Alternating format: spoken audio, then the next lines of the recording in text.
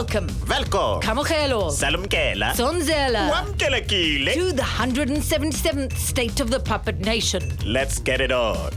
This week, Helen wishes she could take back that tweet. I should never have said it. Zuma's PR plan backfires. It will work. I'll start making plans. And Trump pats himself on the back. It's the best. Everyone tells me. All this and more. But first, this. Police seized 20.6 million rands worth of male pleasure drugs at OR Tambo this week. That must have been a turn on for the books. Deborah, did you just make a pun? I did, and it was really, really hard. Yes, we confiscated nearly 2 tons of drugs. And how did you know that they were male pleasure drugs? 2 of our members tested them to make sure. And how are those members now? They are still very much on duty, if you know what I mean. Standing to attention, are they? Yeah, ready for duty. If I can interrupt you two for just a second, have you made any arrests yet? Or are the men who did this still at large? Ugh, I give up. In an instance of really you don't say news this week, Thabo Mbeki has confirmed that apartheid police really sucked. And also that they weren't particularly good at their jobs. These riveting insights came out thanks to a court case investigating the apartheid cop who may have maliciously damaged an investigative unit set up by Mandela. Why, yes. I can't remember who it was that said, never trust an apartheid policeman, and so on, but they were correct. That's a lot less fancy than most of your quotes. In fact, it sounds like you're just quoting yourself. I probably am. There simply is never a good reason to trust an apartheid cop. It was George Bernard Shaw who said, never wrestle with pigs. You both get dirty and the pig likes it, and so on and stuff like that. And so does David Cameron. The state of higher education in this country remains critical. Higher Education Minister Bladen Zamande was prevented from talking at a conference this week by students who are tired of him not giving answers. They say he's had 2 years now to address the issues, so unless he has real answers, he must keep quiet. Welcome, Mr. Zamande. Thank you. I think we're waiting to hear from you what you think about these students preventing you from speaking.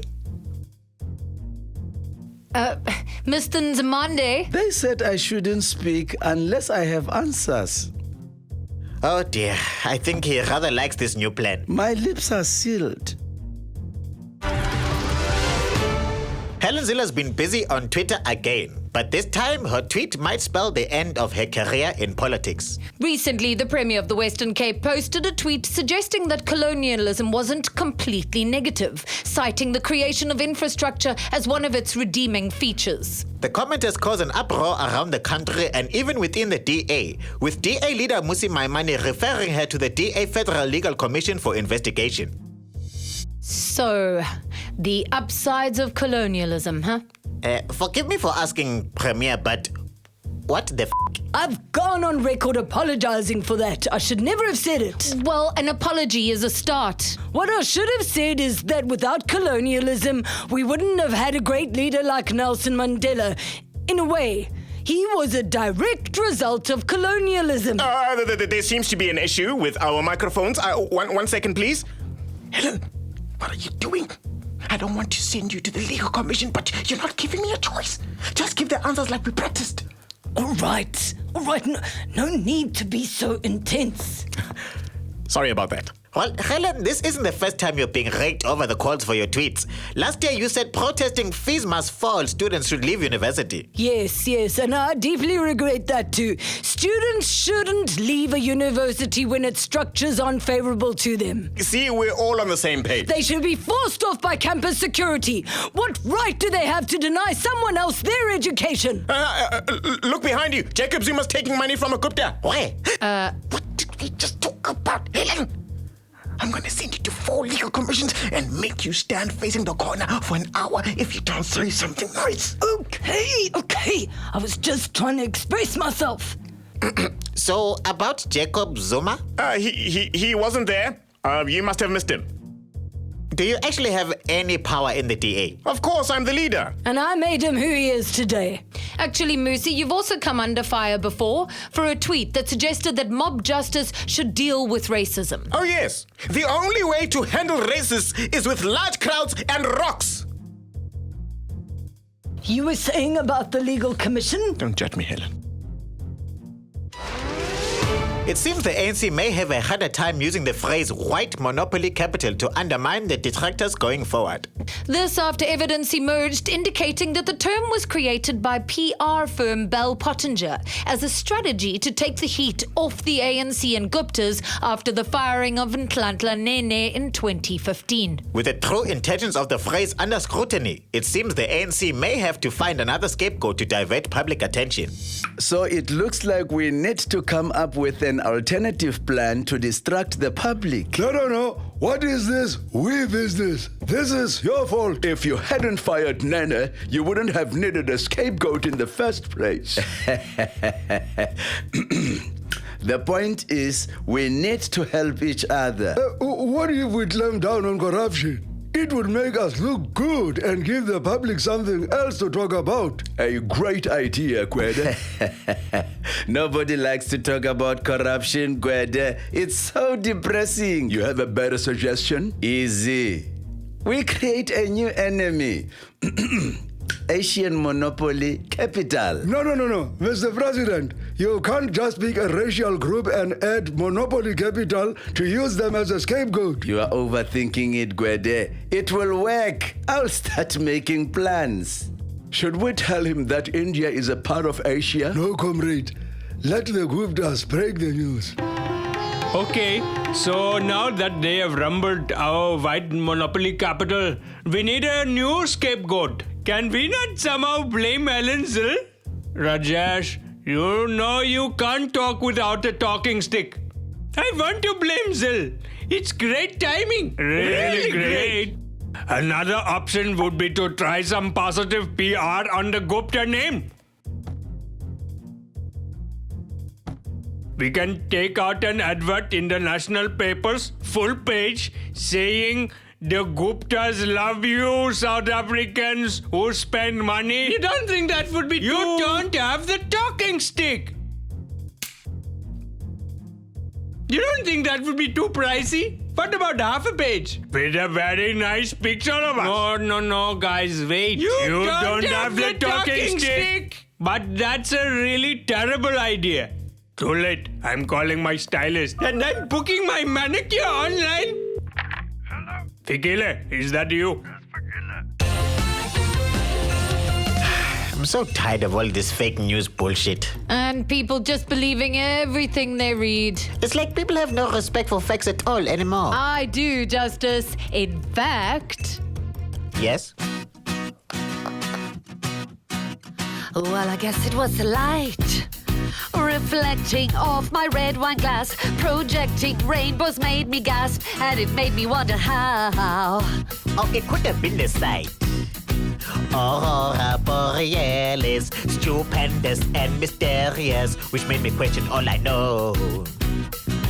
Before I say things, before I'm certain, Before I share this link on my own wall. Ooh.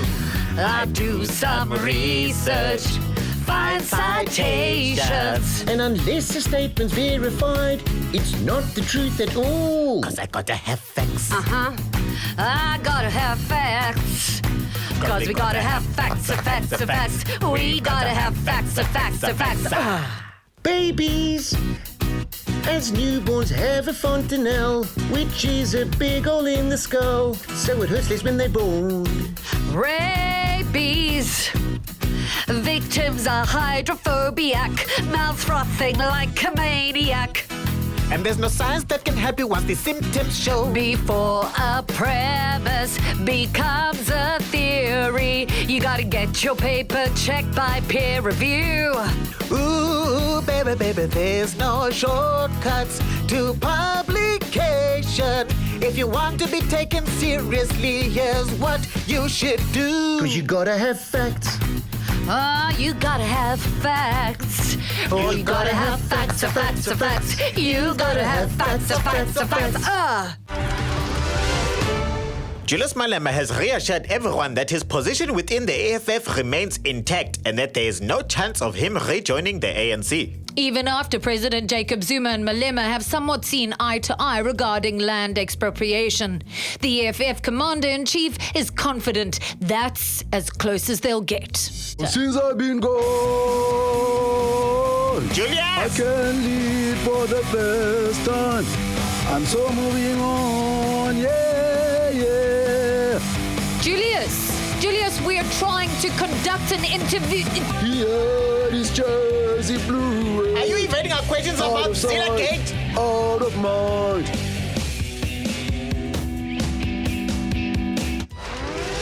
Minister of Home Affairs Malusi Gigaba is expected to lay down the law for Zimbabweans living in South Africa this month. The minister is going to end the ZSP, or Zimbabwean Special Permit. In the wake of so much xenophobic violence, this doesn't seem wise. As you know, Deborah, there is no such a thing as xenophobic violence. I forgot you were in denial about reality.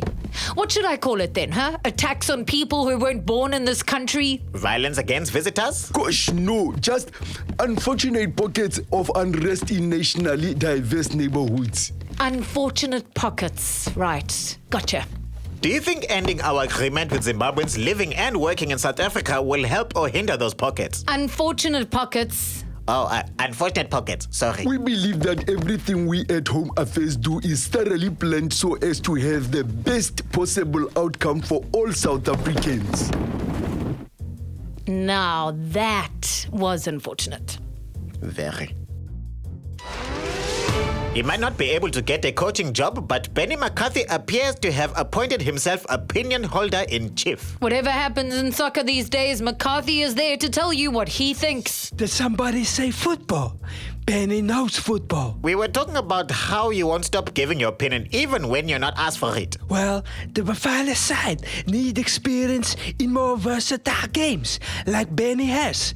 Benny that plays so many games. Benny knows versatility. Oh, so did you ask him that? Well, speaking of Jose Mourinho, Benny knows him well. He coached Benny. We won the Champions League together. I don't have any football questions. Do you, Deborah? Is the recent appointment of Danny Jordan to a key position within CAF proof that he is really keen to do whatever he wants and still be seen as a leading light in the soccer world?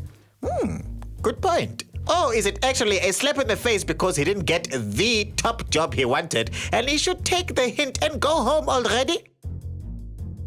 Benny would hate to give an opinion on something that's really not any of Benny's business. Shame, Deborah. I think he's still hoping Danny might help him get a coaching job. Shame. By the way, Deborah, congratulations on being part of the best TV comedy in South Africa for the 5th year running. You mean best news show?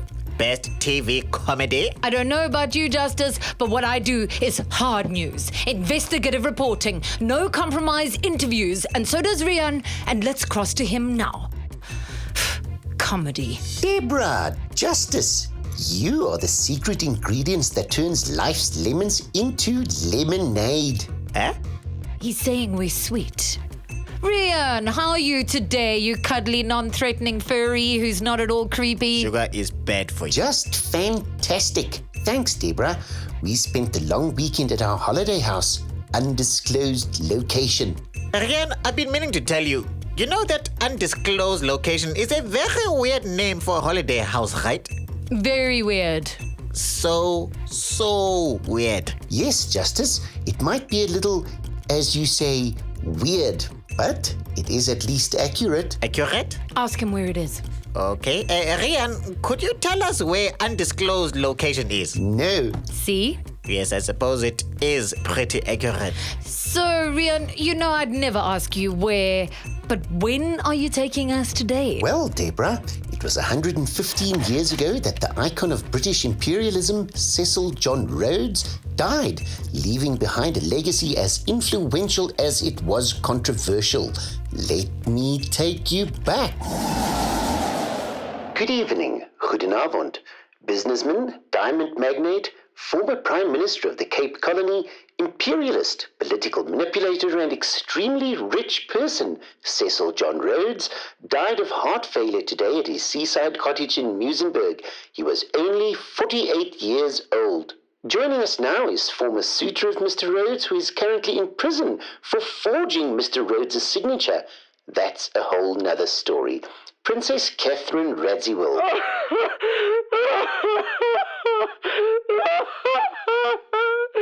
You can just call me Princess. Thank you. Could you tell us about your experiences with the late Mr. Rhodes? Wonderful man, wonderful, so kind, so sweet, so gentle, even when he rejected my advances. Funny, he never married. Well, Princess, you seem to have a very different impression of Mr. Rhodes.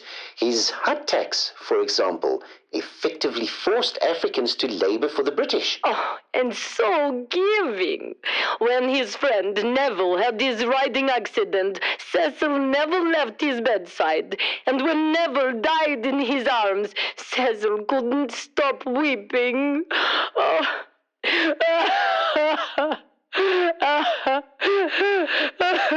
Funny, he never married. The failed Jameson raid was an unauthorized attack on the Transvaal that forced Mr. Rhodes to resign as Prime Minister. But you support his often ruthless and Machiavellian methods to further British imperialism. Oh, Leander Jameson. Oh, Cecil was such a devoted friend to Leander. They lived together in a modest shack in Kimberley for years, never needing much more than each other's company. Funny, he never married. Well, much like Mr. Rhodes, we appear to be out of time. So, goodbye, Princess Catherine. Goodbye, bye-bye. And goodbye, Cecil John Rhodes, a man of power, wealth, great controversy, and great mystery. Actually, it. He was a bigoted arsehole who all right-thinking people hated. It's just funny he never married. Is it? Really?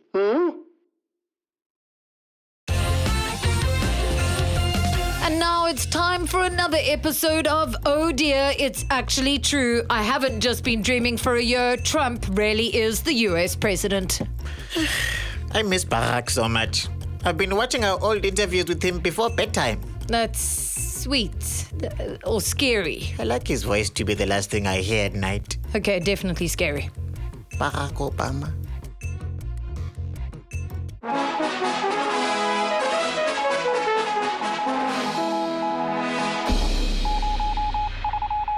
Hello and welcome to Trump BS, the best damn BS there is. People tell me I have more viewers than all the fake news combined. CNN who? Right? We're gonna be talking about great ideas to make the Mexican wall look good on the US side. Brilliant new products that my sexy daughter is dreaming up to sell to you because we want all of your money. All of it. And of course, there's a quiz about how well you know your favorite president, me. Here's a hint. My hands are really, really big. They're huge. But first, let's talk about that nasty woman, Angela Merkel. This woman coming to my country, she knows how I feel about foreigners, and she still wants a handshake. I know international politics. And let me tell you, she is really, really wrong. So wrong on so many levels. Sad. Actually, Mr. Trump, it is you who are wrong on many levels. How did you get in my box? What are you doing in my box? Bannon, get the woman off my box! Here are the levels on which you are wrong. 1. Basic manners. You have none. 2. International diplomacy. Someone will bomb you soon, Mr. Trump, and I will not help you. Priebus, Ivanka, someone make her go away. You are making a bigly mistake, nasty woman. People tell me I'm the least likely to ever get bombed out of any president ever. 3. You are wrong about the size of your hands. They are not correct. I should know. Germans are good at precision engineering. Another world leader. Can you call the man in charge of leprechauns a world leader? He was also really, really rude to me this week. Can you believe it? I couldn't believe it. You've all seen the footage of him trying to make his sad, sick point. Here's the footage of me putting him back in his place. I'm the best at putting people in their place. It's amazing. Hello, is that the Taoiseachs? Or should I say Tosspot? Your country is really, really stupid. You're so proud of your country being green. My golf course is greener than you. My golf course is the best at being green. Nothing is greener than my golf course. Nothing. And you're an island called Ireland that's really, really lazy. You are not great. America is great. Although if you ever find out the truth about those pots of gold, give me a call. We'll make Irish Americans great again. America has been really, really excited this week because I told the people they're getting what they wanted. They're getting what I promised. More money is going into defending America and making it great again. Isn't that great? It's really great. I know people are really grateful, so thanks to me for that. But some of the lying media say it's bad to stop funding the arts and science. Do you know what funding the arts means? Well, I'll tell you what it means.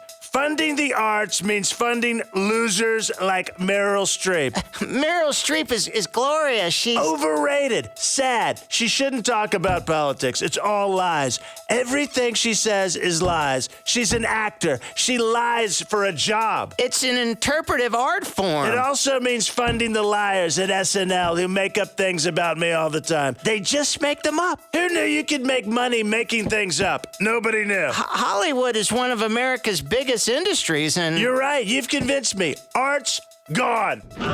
And then there's science, and people have been asking me, they've been saying, what did science ever do for us? Science is amazing. Wow. I can tell you, it made people think they were smarter than us. It made people believe in lies like climate change. Oh, that's real. And vaccines. Very real. It made those people at NASA think they should make decisions about things like space travel when I'm the president. Well, technically. You've sold me, science guy. We're scrapping science.